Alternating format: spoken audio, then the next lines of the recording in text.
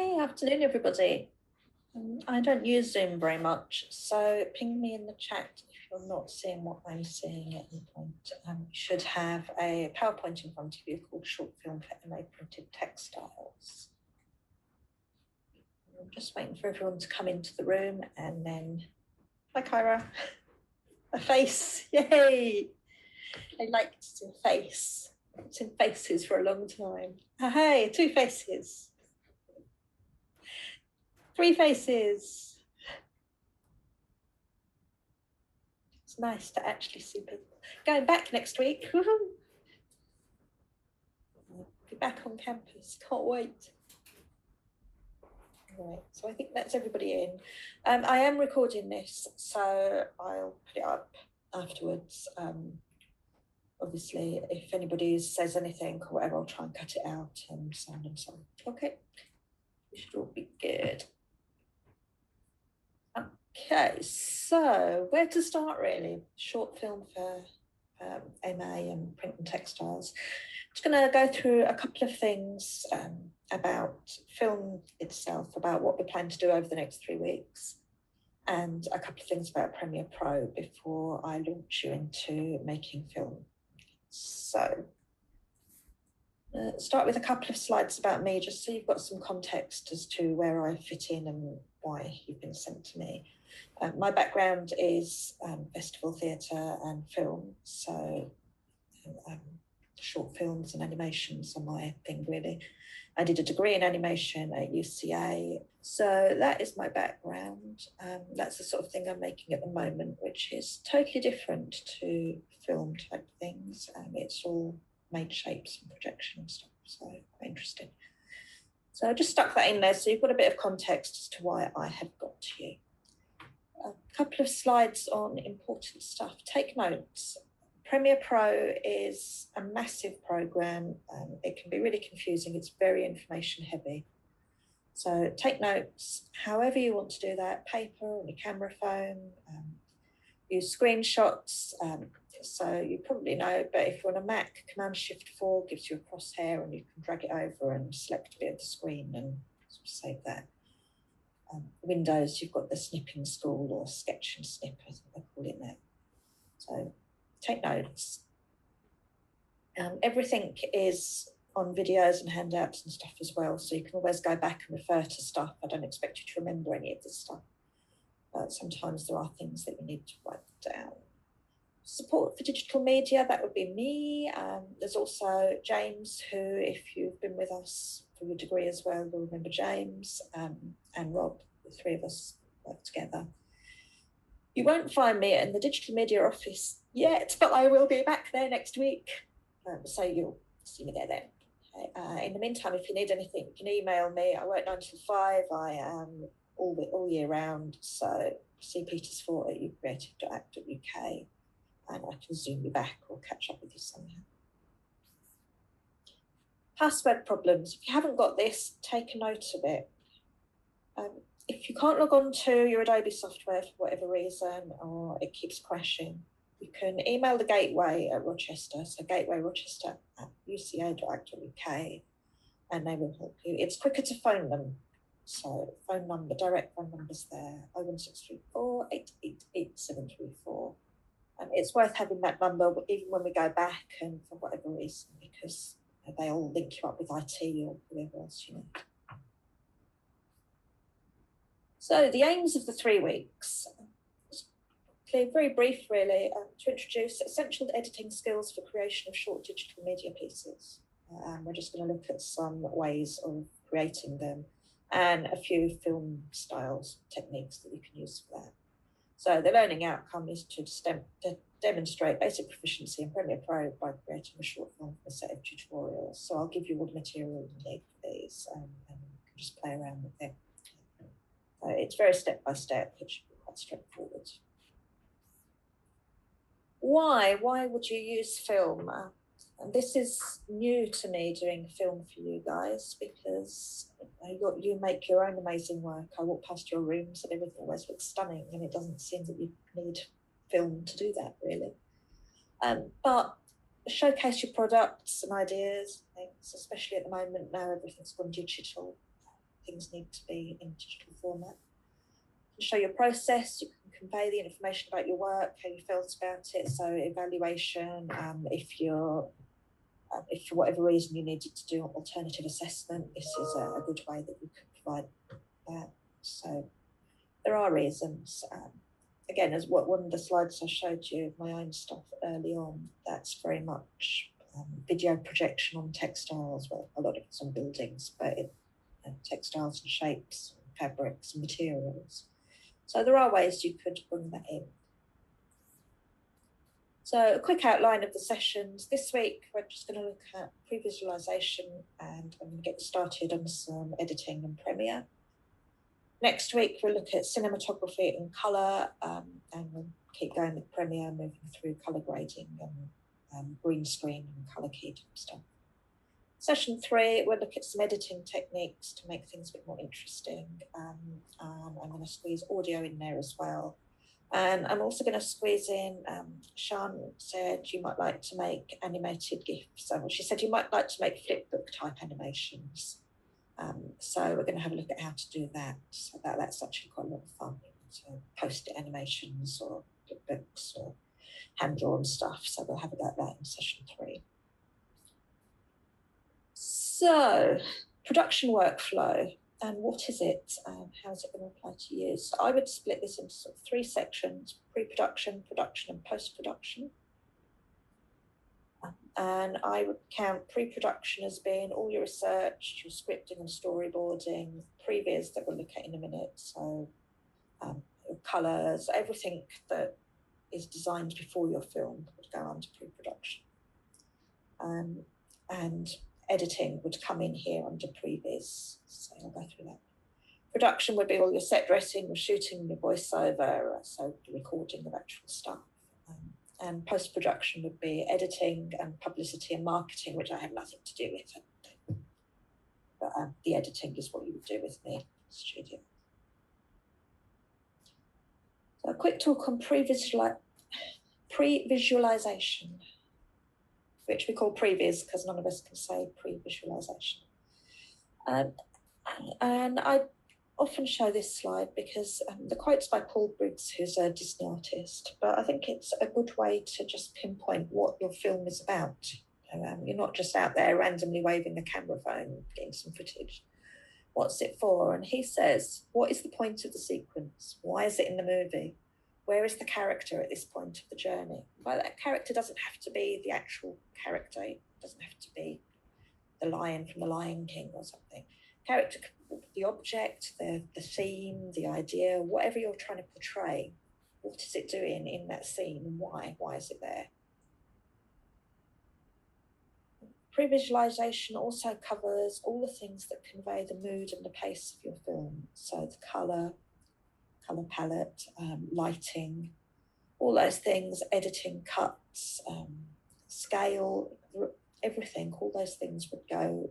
You might possibly make mood boards and colour panels or colour charts or something as part of your work.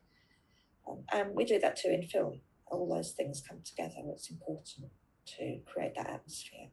And they're all things that you think about before you've even started. Action. So a lot of people call this a storyboard. I stopped calling it a storyboard really with a couple of courses a few years ago, because that implies that you're telling a story or a narrative, beginning, a middle and an end. And you're not necessarily. You might have any kind of hodgepodge of things. So we're trying to think of it more as an action board. It shows the camera angles, the shots, what you need out of your shooting. So if you passed this to somebody else to film, they'd have an idea as to what you wanted. And again, if you're not planning doing all the work yourself, which for you lot, you've got a lot on anyway, you don't need to be doing your own filming, editing, all these things. There are lots of people around at the uni you can outsource that to. So, but you need to be able to convey that theme that you want, that idea that you want. And it doesn't have to be a drawn storyboard. So not everyone is a good drawer, pretty obvious. Stickmen is fine. Writing is fine. Copy and paste from Google is fine. Anything that gets your idea over to the people that are looking at it is fine. It doesn't have to be comic drawn storyboards or anything. Just all these are examples of student stuff. They're all fine, all valid. So I am, if I can make Zoom work for me this way, I'm going to show you quickly an example of a previous animatic. It's a music video. I like this one particularly because it shows you the final filmed video alongside the animatic storyboard. So you get a good impression of how you would piece something together and then reshoot it and remake it afterwards. And the main reason for doing this way is it saves such a lot of time in the long run. It's expensive to shoot film. So the more idea you've got of how little you need, you can cut a lot out, and what you want, the cheaper it will be, the less film you will use. Have you got my screen shared there? Should have the gorillas video featured on it. Can you give me a nod if you have?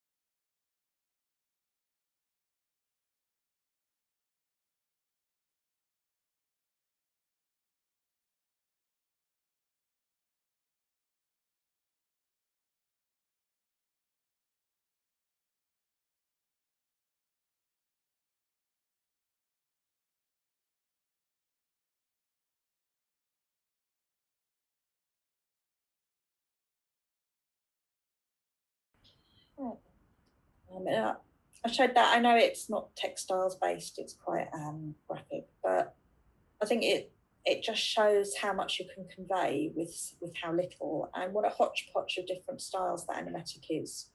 Lots of different people have all worked on that. You can see there's loads of different styles coming through, but it all pulls together in the end to make something quite solid. So we'll move on to a couple of important things you need to know about Premiere Pro. You'll have heard of Premiere and After Effects. So I'm just going to quickly explain the difference between the two. And there are a lot of similarities, and in a lot of ways you could use either. It doesn't really matter what you're doing. Premiere Pro is for editing videos. The key function for it is to edit video clips together. So you take the footage, you import it into Premiere Pro, you stick it together, and you export it. And you can add text and transitions and some effects and audio and stuff, so you can make things nice. After Effects is really for digital motion graphics. So you'd use After Effects to add on titles, shapes, animations, special effects, all those other things. And generally, if you were making something more than about 5 minutes long, you need to use both. You wouldn't work in After Effects on its own. The two join together really well, so you can work in Premiere and then kind of outsource into After Effects, and it just goes round and round in a circle. So After Effects is great, and it is better at a lot of things than Premiere, but Premiere for what you're doing is absolutely perfect. It's got enough things to polish things up and make them look good, and it's not got so much on it that you just panic at the sight of the layers. After Effects is quite a big problem. So we're going to be using Premiere. Over the summer, I will do some After Effects workshops, so if anybody wants to join in on those, they'll be on offer. So if you wanted to do animation and compositing and stuff, which I presume you don't, but if you did, probably do some video projection and stuff like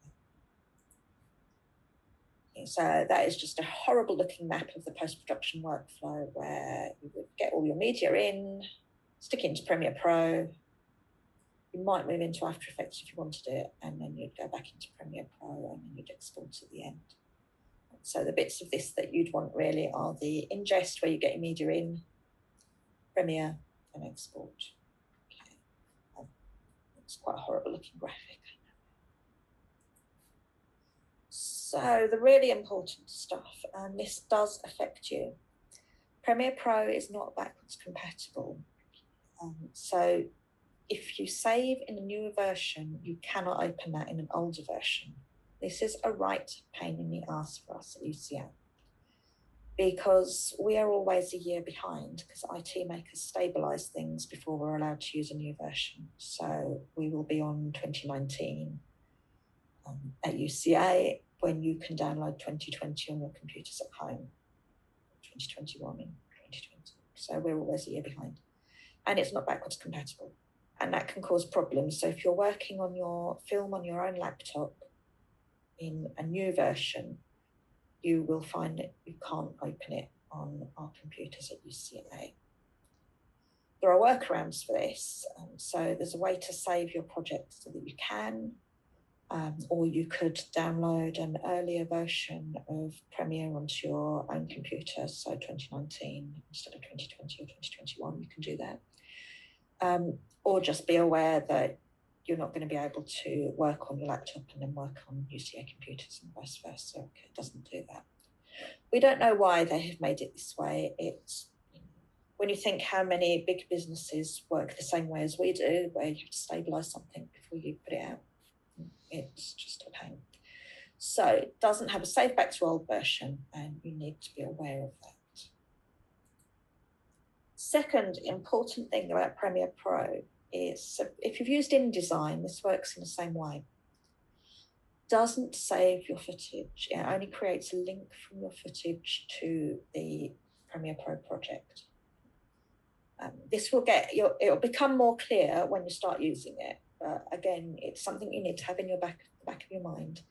If you haven't got a folder full of your footage, you haven't got a project, because Premiere Pro is only making a link, and it looks for the footage and then it sucks it out just for that moment that it's sort of showing it, and then it spits it back out again. So you need to keep all your footage that you're using in a folder alongside your project.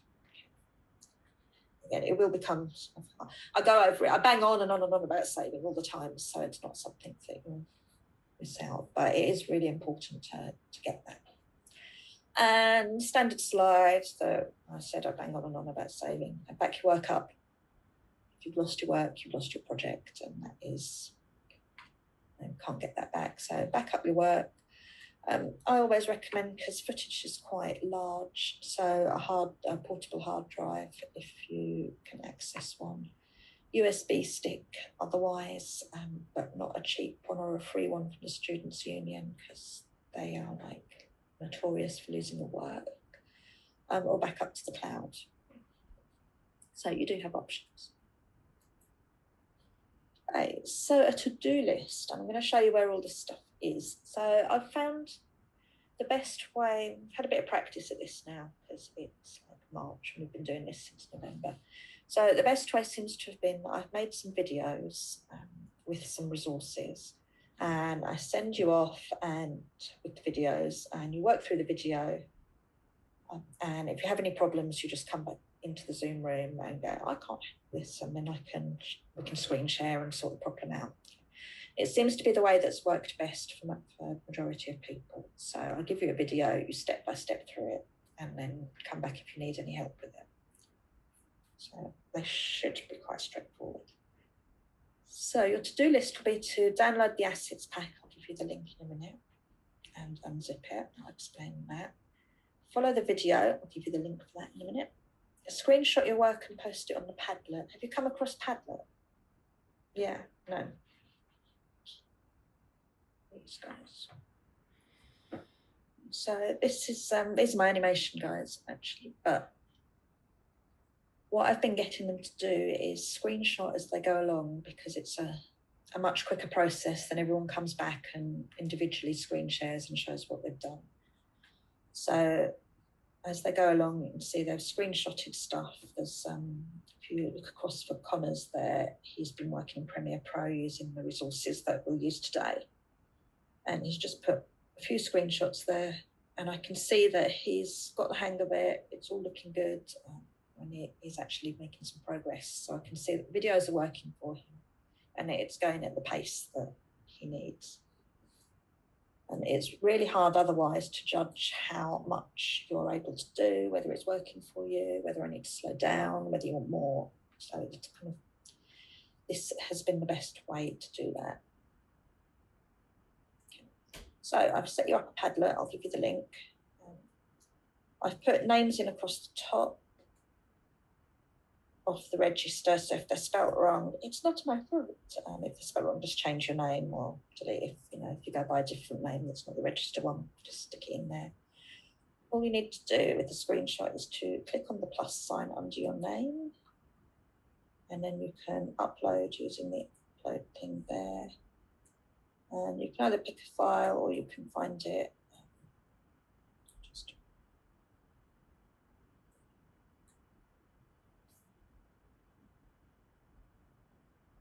And it will upload. And then I can see that you're actually managing to do the videos and it's all going fine. I'll delete that one in a minute. So there's 3 videos today, and I'll give you one at a time so that you can work through each one. Yeah, okay. Is this making sense to you? Yeah. Okay.